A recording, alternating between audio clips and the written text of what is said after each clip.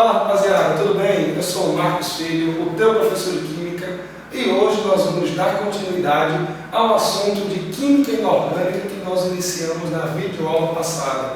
Hoje começaremos a falar de modo mais incisivo sobre as funções inorgânicas, sobre os compostos inorgânicos que nós vamos ter no nosso cotidiano e que são tão cobrados nos nossos vestibulares e provas.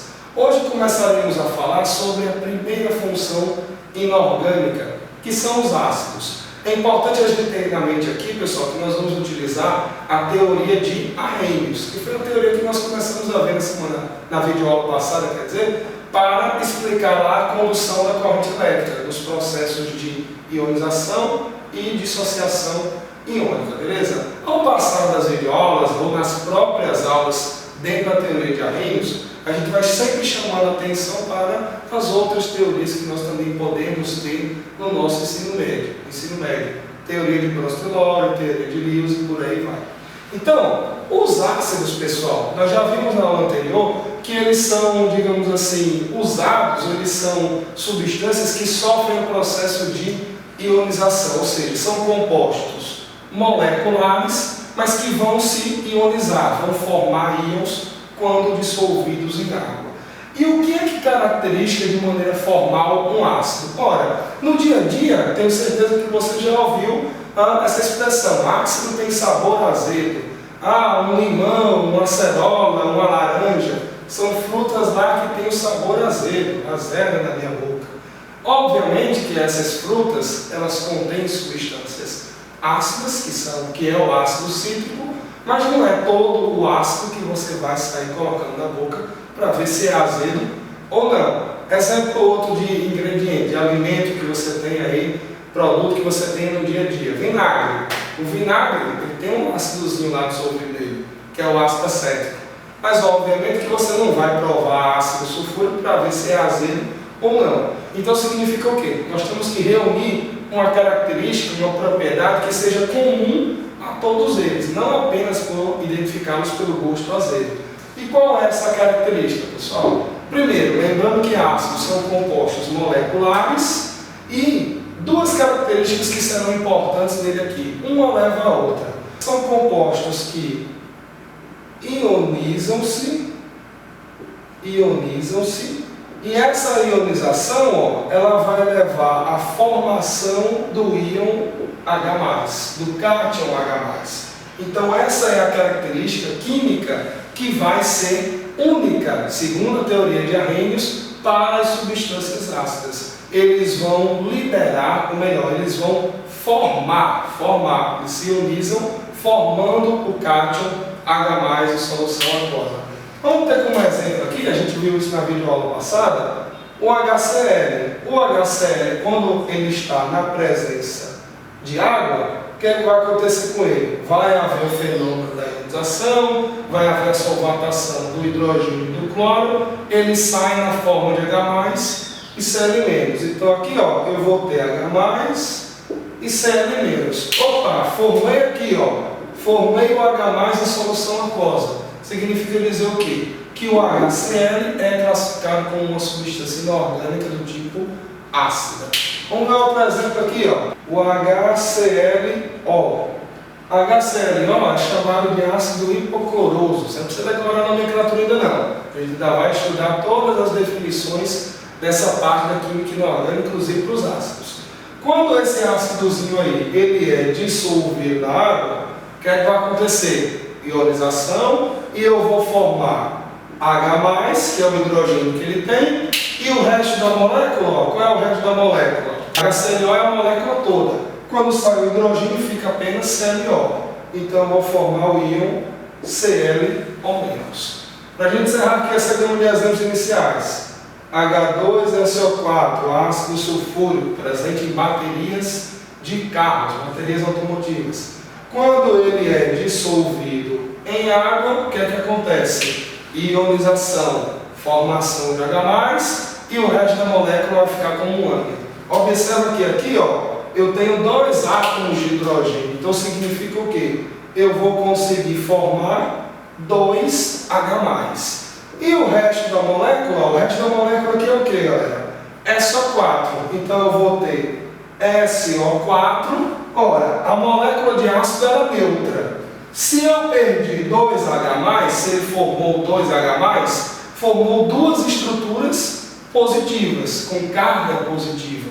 Então eu teria que ter aqui também duas cargas, só que agora negativas, para que haja o balanceamento nas cargas. Então, esse processozinho aqui, que é a ionização, a gente representa com essas equações que são chamadas de equações de ionização, em que você representa de maneira formal a ionização de uma substância, a ionização aqui no caso de um ácido. Agora, quais são as características que nós vamos ter para esses ácidos, pessoal? Aqui mesmo, nesses três exemplos simples, nós já temos duas definições, duas classificações em vertentes diferentes. A primeira delas é que um ácido ele pode ter ou não a presença do elemento oxigênio. Se você observar o HCl aqui, ó, ele não tem a presença do elemento químico oxigênio. Os outros dois, HClO e H2SO4, são ácidos que apresentam na composição química o elemento oxigênio. Então, essa classificação de ácidos aí, com ou sem oxigênio, a gente dá o nome de quê? A gente dá o nome, ó, de hidrácidos ou então oxiácidos. Hidrácidos são os ácidos que não vão apresentar oxigênios e oxiácidos vão ser ácidos que vão apresentar oxigênios. Então, primeiro exemplo aqui de HCl é um exemplo de hidrácido. Os outros dois aqui, ó, HClO, H2SO4, são exemplos de oxiácidos. Essa definição será de suma importância quando nós chegarmos na parte de classificação de forças e também de nomenclatura dessas substâncias, beleza? Qual é a outra vertente aqui importante com relação à classificação dos ácidos, pessoal?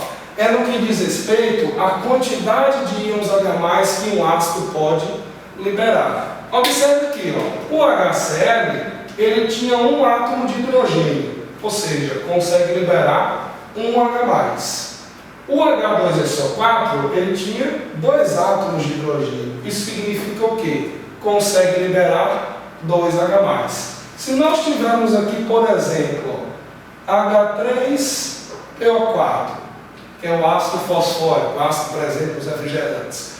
Quando a gente dissolve esse ácido em meio aquoso, dissolve em água, o que vai acontecer? Ionização, formação de íons H+. Observe que ele tem 3 átomos de hidrogênio. Isso significa o quê? Ele vai liberar 3H+, e o resto da molécula vai ficar como, galera? Ó, se ele liberou 3H+, ele está com 3 cargas positivas. Então, o resto da molécula, para que haja neutralidade, tem que ficar com 3 cargas negativas. PO4, 3-. Nota que o H3PO4, ó, ele liberou 3H+. Vamos fechar essa história aqui, ó. Vamos fechar com H4SiO4. H4SiO4, ácido silícico. Observa, esse ácido aqui, dissolvido em meio aquoso, o que vai acontecer? Ionização, formação de H+. Ele tem 4 átomos de hidrogênio. Significa o quê? Forma 4H+, e o resto da molécula vai ficar como? SiO4, 4-. Pessoal, quer dizer com esse monte de exemplo aí de ionização e tal? Dependendo da quantidade de H+, que a gente forme, a gente vai ter as classificações dos ácidos em ácido que só libera 1H+, é chamado de monoácido. Ácido que libera 2H+, diácido. Ácido que libera 3H+, triácido. Ácido que libera 4H+, tetraácido. São nomenclaturas, são, digamos assim, classificações que não são muito usadas atualmente, mas que você pode estar estudando aí na sua escola, possa ter algum exercício no seu livro, no seu material que traga. Então é importante você saber que esse tipo de classificação, ele não é muito cobrado, mas ele existe. O professor, então quer dizer que é muito fácil. A quantidade de hidrogênio que tem o ácido vai ser também a quantidade de H+ que o mesmo vai liberar. Isso é válido para quase todos os ácidos. Quase todos, mas não são todos, porque nós temos duas exceções principais dentro da química inorgânica, que são essas que a gente vai mostrar agora. Olha só, H3PO3 e a outra, vou botar aqui do lado, H3PO2. Se liga, pessoal, muito fácil. H3PO3 tem 3 hidrogênios, vai liberar 3H+, então ele vai ser o quê? Ele vai ser um triácido. E aqui, H3PO2 tem 3 hidrogênios, também vai liberar 3H+, vai ser um triácido. Errado. Galera, esse macetezinho de olhar para a fórmula do ácido e identificar quantos hidrogênios ele vai liberar, como eu falei, serve para quase todos.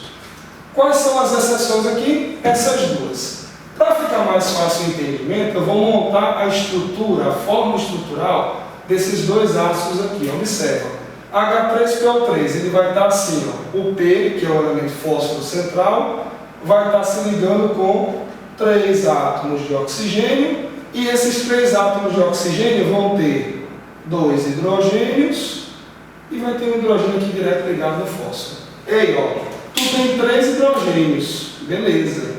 Mas desses 3 hidrogênios, 2 estão se ligando, ó, com o oxigênio, que é um elemento muito eletronegativo.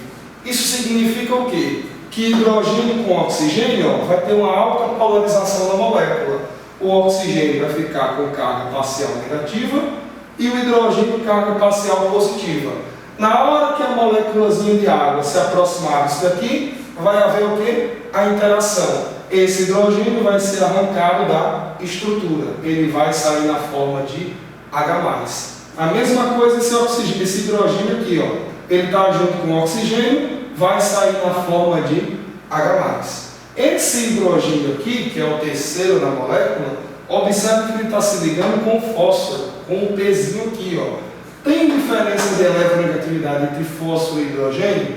Até tem. Só que essa diferença não é acentuadamente grande para fazer com que o hidrogênio fique carregado positivamente a ponto de ser atraído, a ponto de ser arrancado pela molécula de água. Então, a explicação que nós utilizamos aqui é: para os oxiácidos serão considerados hidrogênios ionizáveis aqueles que estiverem se ligando diretamente a oxigênio. Essa é uma das exceções. Os 3 hidrogênios que fazem parte da molécula do ácido fosforoso, eles não estão os 3 ligados ao oxigênio, estão 2 ligados ao oxigênio. Por isso esse ácido é um exemplo de diácido, ele só vai liberar 2H+.